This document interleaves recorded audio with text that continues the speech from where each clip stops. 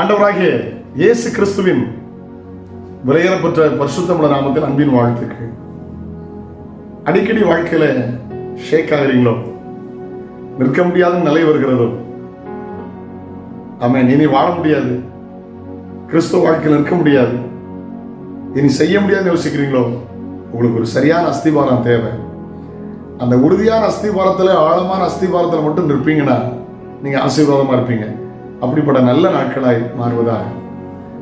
ஒரு 10 வருஷத்துக்கு முந்தைய நான் துபாய் தேசம் போயிருந்தேன்.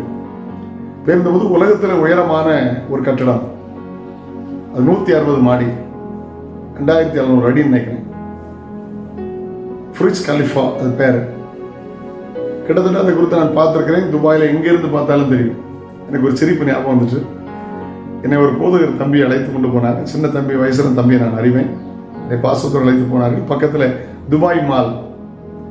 நான் அதை மேலே டாப்பை வீடியோ எடுத்தேன். 160 மாடியில் world famous, world biggest tower, உயரமான கட்டடம். அதை எடுத்த போது அதை அப்படியே ஆடுறதை பார்த்தேன். லேசாக ஷேக் ஆச்சு மேலே. பக்கத்தில் கேட்க முடியுமா? பிரதர், இந்த மேலே ஆடிக்கிட்டு இருக்குன்னு சொன்னாங்க. இனி தப்பாக நினச்சிட மாட்டாங்க. போதகர் இந்தியாவுக்கு வரும்போது மனநலமை தெளிவோடு வந்தார். இப்பொழுது நிறைய கீழ்ப்பாக்கம் மருத்துவமனை கொண்டு போன அதை நினச்சிட மாட்டாங்க.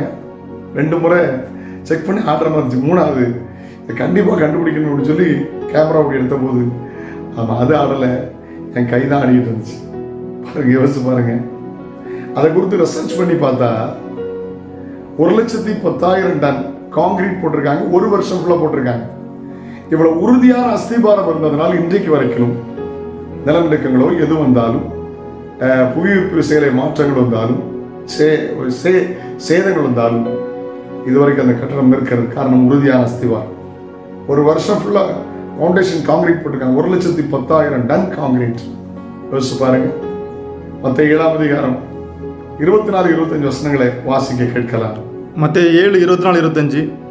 நான் சொல்லிய இந்த வார்த்தைகளை கேட்டு, இயேசு சொல்லுகிறார், நான் சொல்லிய இந்த வார்த்தைகளை கேட்டு இவைகளின்படி செய்கிறவன் எவனோ அவனை கன்மலையின் மேல் தன் வீட்டை கட்டின புத்தி உள்ள மனுஷனுக்கு ஒப்பிடுவேன். 1 கொரிந்தியர் 10:4 சொல்லுகிறது, அந்த கன்மலை கிறிஸ்து. ஒரு ரகசியம். எபிரேயர் 3ஆம் அதிகாரம் 6ஆம் வசனம் வாசிக்கிறோம், நாமே வீடு. 1 கொரிந்தியர் 3:16 நாம் தேவனுடைய ஆலயம். அப்படியானால் நாமே வீடாயிருந்தால் இங்க என்ன வாசிக்கிறது தெரியுமா? பெருமழை வெளியிலிருந்து வீட்டை தாக்கும், பெரு வெள்ளம் வீட்டுக்குள்ளே வந்துடும், காற்று எங்கிருந்து வருதுன்னே தெரியாது. நாம் வீடு.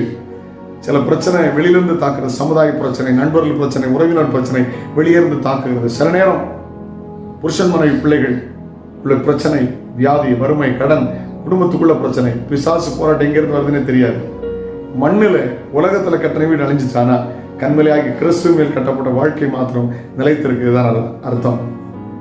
அதான் பழைய காலத்தில் பாண்டாங்க, இயேசு என் அஸ்திபாரம், ஆசை எனக்கவரே, நேசாமுசி பாருதல், இயேசுவில் கண்டேன் ஞானம். இயேசு என் அஸ்திபாரம் அடித்தான். அவர் மேல கட்டப்படுங்க. உறுதியான அஸ்திபாரம் இயேசு மேல இருக்கணும். கர்த்தர் உங்களை ஆசீர்வதிப்பார். எந்த சூழ்நிலையும் உங்களை அசைக்க முடியாது. அப்படிப்பட்ட நாட்களை மாறட்டும்.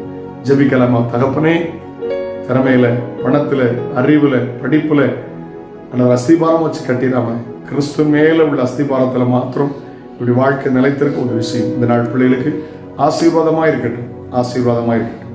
நன்மை கிருபை தொடரட்டும். இயேசுவின் நாமத்தில் ஜெபம் கேளு பிதாவே. ஆமென், ஆமென், ஆமென். நாளை உங்களை சந்திக்கிறேன். அது ஒரு ஆண்டு கிருபை உங்களை தாங்குவதாக.